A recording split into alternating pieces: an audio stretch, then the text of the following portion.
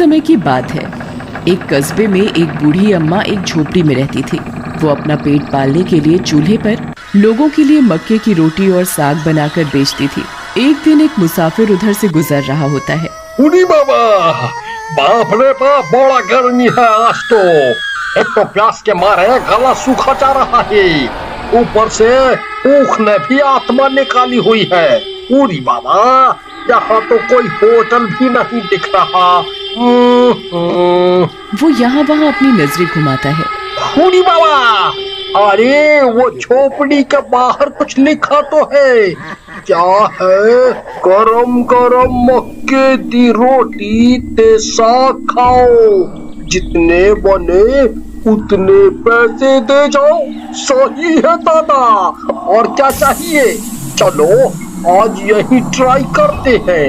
मुसाफिर उस अम्मा के पास जाता है और कहता है, अरे अम्मा, जरा पानी मिलेगा क्या? हाँ, प्यास लगी है बहुत। हाँ बेटा, क्यों नहीं। भला इतनी गर्मी में भी पानी को कौन मना करेगा, अभी लाती हूँ। अम्मा धीमे धीमे अंदर जाती है और मटके से लोटे में पानी भर लाती है। मुसाफिर पानी पी लेता है।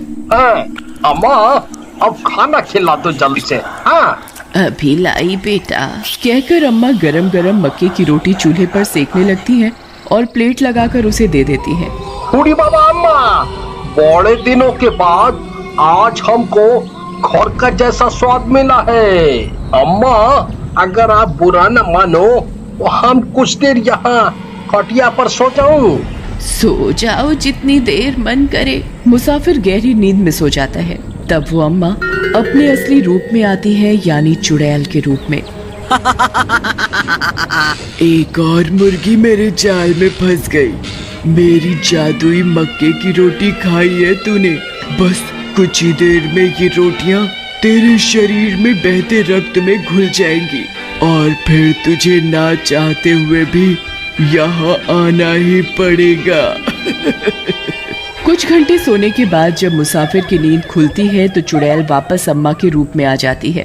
अच्छा अम्मा, धन्यवाद। ये लो पैसे, भगवान ने चाहा तो फिर मिलेंगे। भगवान क्या करेगा इसमें, तेरे को तो आना ही पड़ेगा। ठीक है बेटा, जुग जुग जियो। ऐसे ही ना जाने कितने लोगों को वो चुड़ैल अम्मा के रूप में अपनी जादुई रोटियां खिलाया करती थी। एक दिन उस बूढ़ी चुड़ैल की बेटी आती है उससे मिलने। अरे बेटी, तू कैसे आ गई आज? सब खैरियत तो है? बड़े दिनों बाद आई तू। हाँ माँ, अब क्या बताऊँ, जिस शहर में मैं रह रही थी वहाँ के लोग बहुत चौकन्ने हो गए हैं। उनको बेवकूफ बनाना अब आसान नहीं मेरे लिए। वहाँ मेरा गुजारा बिना इंसानों को खाए उनका खून पे नहीं हो रहा है। पता है, मैंने महीनों से ताज़ा इंसानी खून नहीं पिया है। बेटी, तू ही तो जिद करके गई थी शहर, वरना इस कस्बे में भी शिकार कम नहीं है। रोज 2-4 फंसी जाते हैं। ऐसा तू क्या करती है जो लोग खुद चल के मौत के मुंह में आते हैं?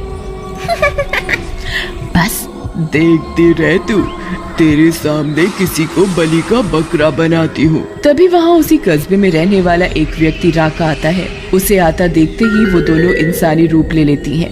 और माँ, जल्दी से मक्के की रोटी साग के साथ ला दो। हाँ हाँ बेटा, क्यों नहीं। चुड़ैल की बेटी को ये सब समझ नहीं आ रहा था। ये मेरी माँ को क्या हो गया है, इंसान की सेवा कर रही है। यहाँ इंसान आसपास नहीं भटकता और इधर इंसान चल के आ रहा है तो ये रोटी साग खिला रही है, वो भी खुद बना के। सठिया गई है ये मेरी बूढ़ी माँ। फिर अम्मा राका को खाना खिलाती है। बातचीत करके राका चला जाता है और वो चुड़ैल और उसकी बेटी चुड़ैली रूप में आ जाते हैं। ये क्या ड्रामा है माँ? रोटी साग वो भी खुद बनाकर, वो भी इंसान जाति के लिए? अरे ये जादुई रोटियां हैं, जो भी इन्हें खा ले आते हैं। वो क्या होता है? अरे माँ, वो एक रोटी बनाने वाली मशीन है। इसमें सैकड़ों रोटियां एक साथ बन सकती हैं। चूल्हे पर जितनी तू हफ्ते भर में बना पाएगी उतनी 1 घंटे में बन जाएगी। पर तेरा ये काम सही लगा मुझे।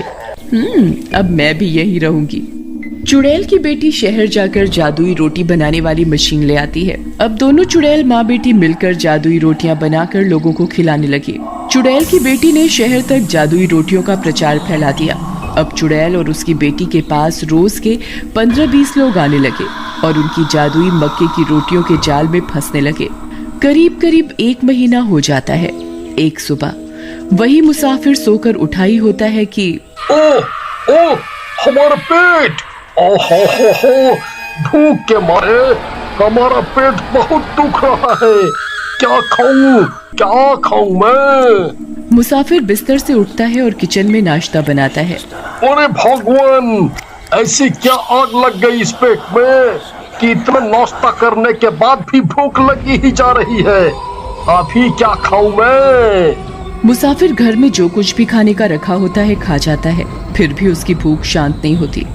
हुड़ी बाबा, इतना सब खाने के बाद भी हमारा मन वही मक्के का रोटी और साग खाने को करता है। आज तक ऐसा पहले कभी नहीं हुआ।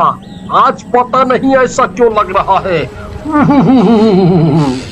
मुसाफिर को अपने पेट के आगे हाथ जोड़ने ही पड़ते हैं और वो शहर में कस्बे में आता है अम्मा के हाथ का खाना खाने। इतना सब खाने की वजह से मुसाफिर का पेट बहुत बड़ा हो जाता है, पर भूख के मारे उसका पेट तो मानो जमीन में कटकर गिरने वाला हो।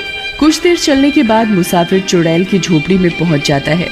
अरे अम्मा, अरे अम्मा किधर हो? अरे कहाँ हो अम्मा? ओ अम्मा! अम्मा मुसाफिर को देखकर अजीबोगरीब तरीके से मन में हंसती है। हाँ बेटा, ये रही मैं। अम्मा, बहुत भूख लगा है, जल्दी से हमको खाना लगा दो। चुड़ैल और उसकी बेटी जल्दी जल्दी रोटी मेकर से जादुई मक्के की रोटियां बनाकर उसे परोस देती है। यहाँ मुसाफिर भूख के मारे कई सारी जादुई रोटियां खा जाता है। उसकी भूख इतनी बढ़ जाती है कि वो दिमागी संतुलन खो देता है और वहीं चुड़ैल के कदमों में बैठ जाता है। चुड़ैल और उसकी बेटी असली रूप में आ जाते हैं। ऐ इंसान, आज से तू मेरा गुलाम है, खड़ा हो और मेरे पीछे पीछे आ। मुसाफिर अपनी सुध-बुध खो रखा होता है और उस चुड़ैल के पीछे पीछे चलने लगता है। झोपड़ी के अंदर से एक खुफिया रास्ता जा रहा होता है जो कि सीधा जंगलों में पहुंचता है। यहाँ तेरी चीख सुनने वाला कोई नहीं होगा। और वो उस मुसाफिर का सर धड़ से उखाड़कर अलग कर देती है और उखड़ी हुई गर्दन से खून पीने लगती है। लोग गायब हो रहे हैं, ये पूरे कस्बे और आसपास के शहरों में बात जाने लगी। कल रात जंगल में फिर से एक बिना सर का धड़ पाया गया। सोच कभी मैं भी जाऊं और तुझे मेरे धड़ की खबर सुनने को मिले। तुम्हारी हरकतें ऐसी हैं कि तुम्हें तो यमराज भी आधे रास्ते से ही वापस छोड़ जाएगा परेशान होकर। अब अमावस्या की रात आती है। आज रात को तो पूजा होनी है और इंसान की बलि देनी है। पर कहाँ से लाएंगे इंसान हम? लालच में आकर हम रोज के शिकार खा डालते हैं। कोई नहीं, मेरे पास एक तरकीब है, चलो। चुड़ैल अपनी झोपड़ी के बाहर बोर्ड में लिखती है, जी भर खाओ मौज उड़ाओ पर सिर्फ आज रात। फ्री में खाने का सुनकर कस्बे के वे सब लोग जिनकी तलब जगी पड़ी थी वे लोग आने लगते हैं। चुड़ैल और उसकी बेटी रोटी मेकर से कुछ ही घंटों में सबके लिए जादुई रोटियां बना लाती हैं और वे सब सुध-बुध खोकर चुड़ैल के पीछे जंगल में पहुंच जाते हैं। मैंने कहा था ना, मेरी जादुई रोटियां कितने कमाल की हैं। वाह माँ, मानना पड़ेगा तुझे। फिर दोनों माँ बेटी जोर जोर से हंसने लगती हैं। चुड़ैल पूजा की तैयारी करती है और सब लोगों को बलि देने के लिए नीचे मुंह करवा कर बैठा देती है। ओह मेरी चुड़ैलो, आ जाओ, उस दुनिया से आज इस दुनिया में आ जाओ। आज अमावस की रात हमारे लिए कितनी खास होती है, आओ जल्दी आओ। दोनों चुड़ैल माँ बेटी मिलकर आवाहन करती हैं। तभी आसमान से कुछ चुड़ैलें जमीन पर उतरने लगती हैं। अरे तूने तो इंसानों की फौज ही लगा दी आज। सब जादुई रोटियों का कमाल है। चलो अब जल्दी से पूजा खत्म करके फिर बलि चढ़ाते हैं, समय कम रह गया है। अकस्मात से उस रात कस्बे का प्रधान उस जंगल में पहुंच जाता है और ये घटना छुपकर देख रहा होता है। इधर सब चुड़ैल मिलकर उन गुलाम लोगों की बलि देकर उनका खून पीने लगती है।